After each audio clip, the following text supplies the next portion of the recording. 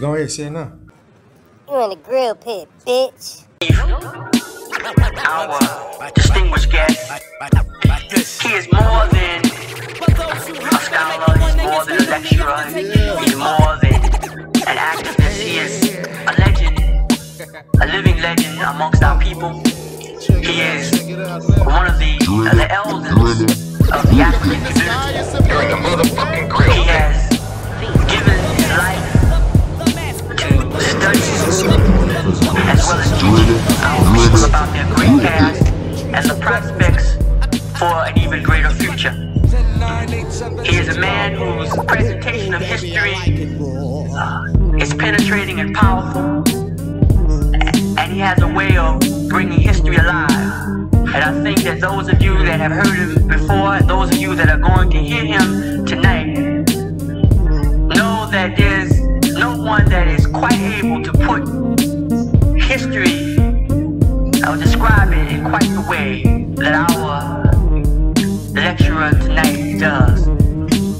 It is with great pride and pleasure that I present to you, and I also ask that you receive with as warm a reception as you can receive. This is SAF Money in prison, and I'm gonna give it to you, bro. Or I ain't gonna give it to you at all. I'm the STS on GP. You feel me? White MFers. I don't give a fuck what anybody says, because it's America and you should be able to do and say what the fuck you want. God bless America. A man who was accepted as a god in Europe long before the birth of Christ, accepted quite a few Africans as deities. Imhotep, this great African who was the world's first multi-genius. This is SAF Money prison lawyer. I want to welcome you to the Grill Pit. Thank you, doctor, for that introduction. I couldn't have said it any better myself. And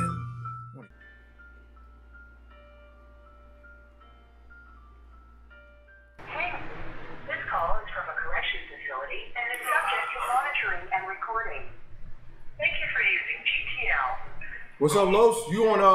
You on I got something to say. This is Carlos calling us from Moose Lake. What's up, Los?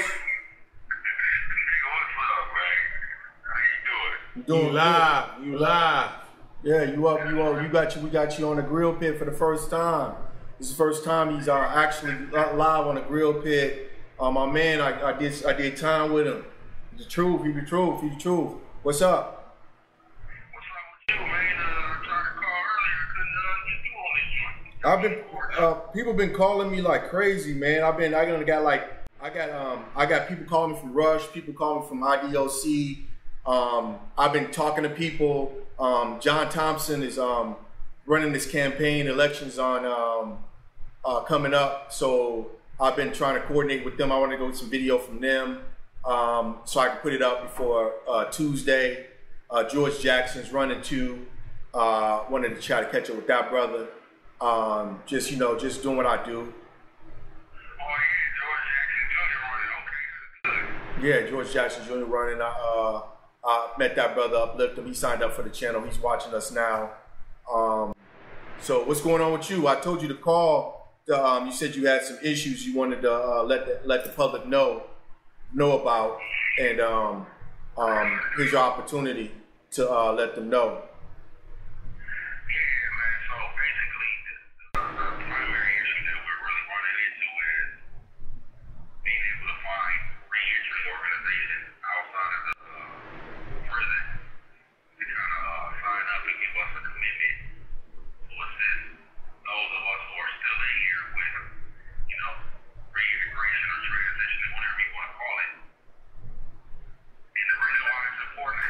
Those particular organizations to sign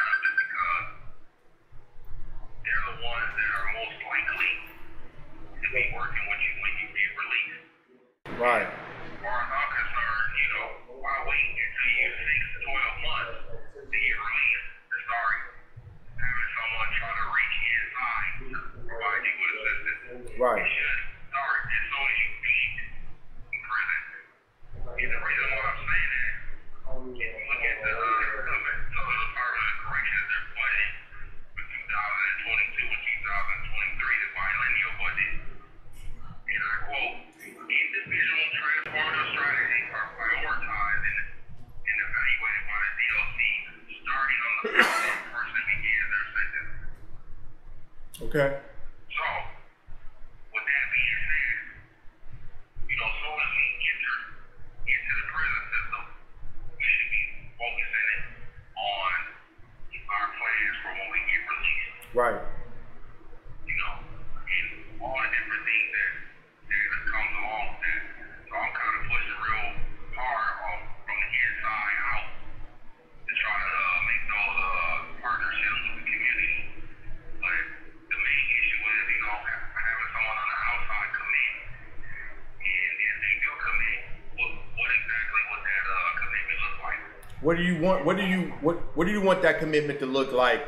Just put it in the air. What does that commitment look like? You conceptualize that commitment so we can articulate it and get it out to the people. Right.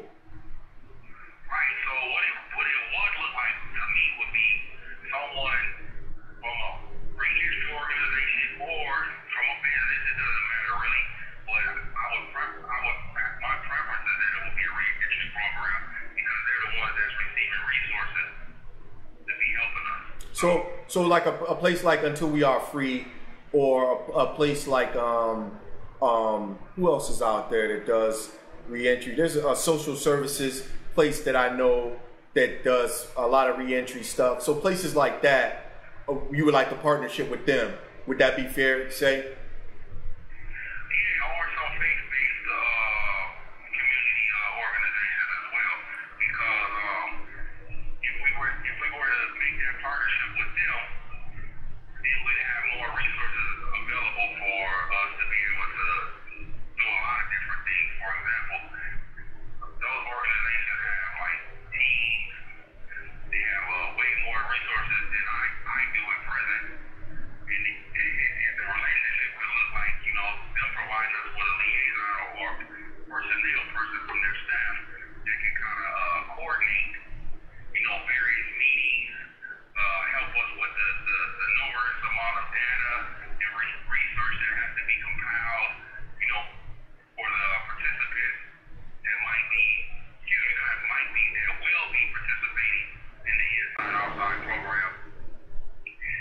So these people would actually come along and they could help us with, you know, interviewing and then taking the information from the interviews of the participants, of the individuals inside, and compiling it all into a management information system, which a lot of those organizations have.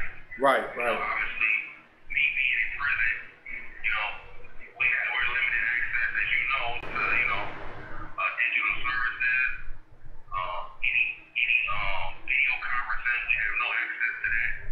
And what little limited access they do provide to some of the individuals inside is only for specific things, like restorative justice, you know, and those things are pretty much ran and controlled by some caseworker, program director, or, you know, DOC personnel, staff member. How much oversight of this inside-outside program would the DOC have? I mean, would they be able to? Is there going to be an individual who's going to be a liaison for the DOC so they can keep they could babysit the program and you report back to OSNL about what's going on? I mean, how much have you thought about that process? I'm sure they're going to want some type of component involving them in it.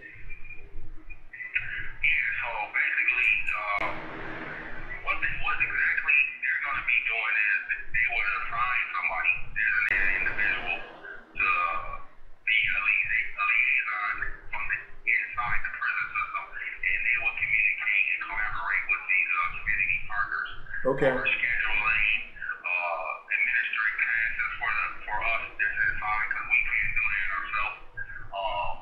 Making sure that we have the right space for an environment, space within this environment to be able to conduct, you know, these virtual mentoring sessions.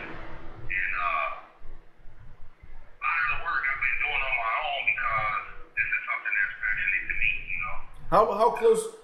How close does your program look like that prison caucus in Seattle that we were looking at? Is it close to that where you want to get individuals who are scholars or community activists? I mean, who are do you see on the outside?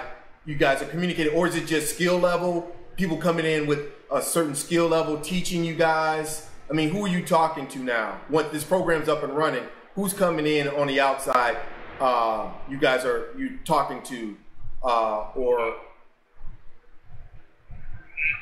thanks for that question, man, because me personally, I would like to see people from all different walks of the community, like people from the business sector, people from the Different walks of life. sector, and people from obviously academia, from different universities and colleges, because the more access we have to all those different people, the better our chances will become. The better we'll be able to prepare ourselves for success. If we can say, hey, I got this much education under my belt, I got a bachelor's degree, I got a master's degree, or I'm proficient in technology. I can write programs. I can come out here and I can fix homes. All those are transferable skills that can help you when you do get released, when you go back into the community. But more important than just the skills is opening up access to the community so that people won't look at us as strangers when we're released. Yeah. These people can say, you know what, hey, I worked with these people, this person's a good person, they deserve a second chance. And since I've met that person, this is all the things that I've seen in them, as far as their character and things of that nature. Right. So, right. I would love to have like what they have in Seattle. Yeah. Tacoma, Washington. Yeah. And I watched that same documentary. It was beautiful. But they put that foundation down out there. Yeah. 40 years ago. Yeah. You know what I'm saying? Yeah, and you had somebody like Pat, part of education, who was sympathetic, or you had her ear where she was able to make some moves within education to allow MPWW to come in and have that. So that's what you probably had in Tacoma, somebody who was sympathetic to the cause, and was transparent, and they set the foundation for something that was impossible, which was beautiful. The thing is whenever there's a need that needs to be made, right, or met, then naturally the Department of Corrections, I think they have an obligation and a duty to want to make sure that the people that are within or under their control leave here better off than they were when they came. You would think. And what that could look like is people getting out of here and they becoming contributors to their community and all around society. Yeah, and that's what it really could look like. But more important than that, the people that from outside of here, these community-based organizations, faith-based organizations, they should be like demanding access within these facilities, and more importantly, having direct access with us. Yeah, but I forgot whatever happened to that, because it used to be faith-based. I know COVID might have had a reduced amount, but I remember back in the days, every church was going into it. The Nation of Islam was going into the joint. I mean, you had a lot of support inside the joint, and I don't know. And you've done a stretch. I mean, what would be your speculative thought of why that diminished over the years? I will say this, right? It's kind of just to be fair.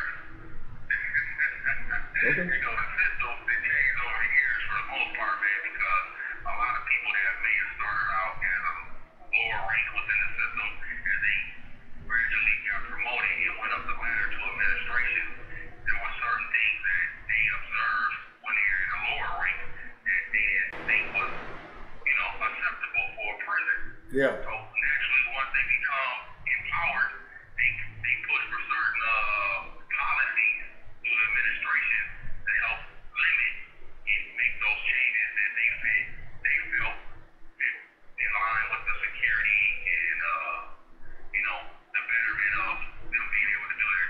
Okay. On the other side, the flip side of it is, you know, a lot of people are no longer able to come up into the prisons because of these changes. You know, you got to fill out 14 to 15 pages to become a volunteer from outside. And then when you do come in here, the protocol is so, you know, so strict to where a lot of people kind of get discouraged.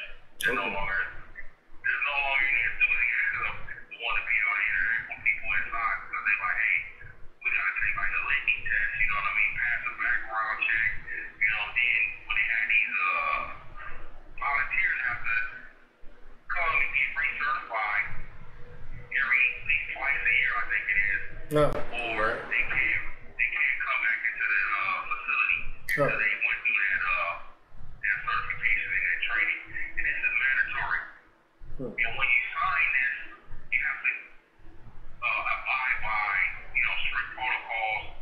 They call it security, where people can call you. If they do call you and you're a volunteer, you have to write out what the call was about, how long was the conversation, you know, how often did this person call you. Yeah. There's a long, You have 1 minute remaining. you kind of make those relationships in those networks last. Yeah, that's crazy. Yeah, that discourage anybody. You know, and a lot of people kind of like, you know, we're volunteers to do this, we're not getting paid. Is it really worth it? Right. That's true. I mean, at the end of the day, it's not, because they're not coming in. You got another phone call? I don't have another one right now, man, but I appreciate the opportunity that you gave me to be able to come on here, because I did have something to say, and I appreciate that. Yeah, for sure. We all got something to say. We the voice of the voiceless. You understand? Better believe it. The only ones who reaching back and pulling up and pulling that string down and pulling brothers up. That's us. You know what I'm saying? We the only podcast doing this. You know? You're the third person that called me today from the joint. You're the third person that been on. And if people want to help out, Thank you for using GTL. That was Carlos, my bro, calling from the joint. What's up? That's the bald head dude. Yeah, the light skin dude. But you know, he used to rock these streets, and he's a shotgun. Mm-hmm. He was a shotgun, associated with the shot. I shouldn't even say that about my brother. Very intelligent. He grown up now. Grown up a lot. Is a focal point, a stepping stone in the joint. Stand up dude. When motherfuckers call me, like when Marvin called me, I just say certain names, and they don't even have to. They already know who you hang around in prison with is how they judge you, or who you know. They if I was hanging around with GDs, I'd be like, oh, you know, Will King Hood. I just stand up with stand up dudes. So when I mention a dude's name, you just know he stand up. So you know I'm stand up, because you and me fuck in a joint. You don't fuck with nobody who ain't like you. That's on everything, because you ain't got shit. No matter what. No matter what. You don't fuck with nobody who ain't. You see a group of motherfuckers. Them motherfuckers is a group of motherfuckers for a reason. Yeah. You know, they either booty bandits. And that's what I was telling you. That's what I was telling you. Like I grew up like around GDs, 2.7s and stuff like that, and I gravitated towards that when I was in state prison. But then when I got to federal prison, I started to grow up, and I'm like, I don't need these motherfuckers. I don't need to be around these motherfuckers. I can associate with them, but I don't have to, like, you wasn't on roll call with that. Yeah, I don't have to be on count or nothing like that. You weren't on roll. Yeah. You know what I'm saying? And my deal is, I grew up in the go, and you know, first and foremost, you know, I'm always gonna be down with my brothers. But see, my brothers happen to be vice lords, and my brothers have to be foes, my brothers have to be moes. So, and I mean, when I say brothers, I mean motherfuckers I ate at their house when we kicked it with it, we did what we did. You know what I'm saying? And it wasn't because there was a vice lord or a foe or a mo that I was gonna ride down on. It was because he's my brother. You understand? It had nothing to do with gangs to me, because I was always, in my thought process, I was already elevated past that in my early years. And even though my brothers were CVLs and shit like that, even if they were CVLs, we still came in politics as brothers first and foremost. So if we hit the block as brothers. And I might have been shooting at you because you was a GD, but I mainly was shooting at you because you was shooting at my brother. You understand? Right. And that's how I always grew up. And yeah, you know, I'm a politic, and I can speak the lingo, I can kick it with him, and all, you know. But I just always found myself as I had a greater calling in my life at the time, you know. And I don't take nothing from nobody, because my brothers I die for, you know, they stand on it. You know what I'm saying? And my last stint though, like in the feds, like all the gangs was together. Right. That they clicking up now because gang relationships is, I don't think as many people. It's more people flogging than people are really in it, and it attract the young cats because there's so few of motherfuckers. Truly, because the gangs don't have the power they used to have. See, the gangs used to feed the blocks, so you're gonna have to go to chief to get your work. So everybody was claiming it, you know. But nowadays there's not that same type of necessary. People are scammers now. Like Solo was saying, they get their own money, so they don't have to report to a structure. In fact, Solo was part of that structure. In fact, they're making their own structure up now. So if I'm a scammer, and I'm getting $50,000-$60,000. I don't need chief no more. So I'm gonna get my own little crew together. My crew might be Mo, Vote, you know, it might be somebody might be a mixture. A mixture. GDs, vice versa. Yeah, we gonna all get money. Yeah. And that's a good thing, but it does weaken the control of the gang. Although we still got pure GDs and pure Crips and pure, you know what I'm saying? But a lot of times when they go to prison so they can have numbers, they start clicking up. Listen, man, I've seen GDs sit down and eat meals for the holidays with Vice Lords, Bloods, Crips. This is like stuff that's unheard of on the street. But in prison, yeah, everybody together. And my question's always been, if you can do it in prison, why can't you do it on the streets? Exactly. It's just, it's not, then it becomes a political gang, right? Exactly. You know, you can do it. You can, the same motherfucker that was sitting on your case that told on you, y'all eating, making burritos as soon as y'all got out. Y'all got beef. Y'all got beef when y'all get out. Y'all got beef when y'all get out. I ain't gonna name no names. Those who know will know. Those who don't know won't know. But I had a cellie that when we got off the bus together and went to this prison in Wisconsin, and he found out that the person that told on him in his state trial, that testified against him, they got on the witness stand, was there at that prison. They ended up being friends. They ended up being like, the dude that told on my friend, that my cellie, ended up doing tattoos for him. And it's a little bit more into it. He extorted him, you know, and told him and that he had to do this because he didn't want to expose him and stuff like that. I'm going to keep my mouth closed if you do this for me.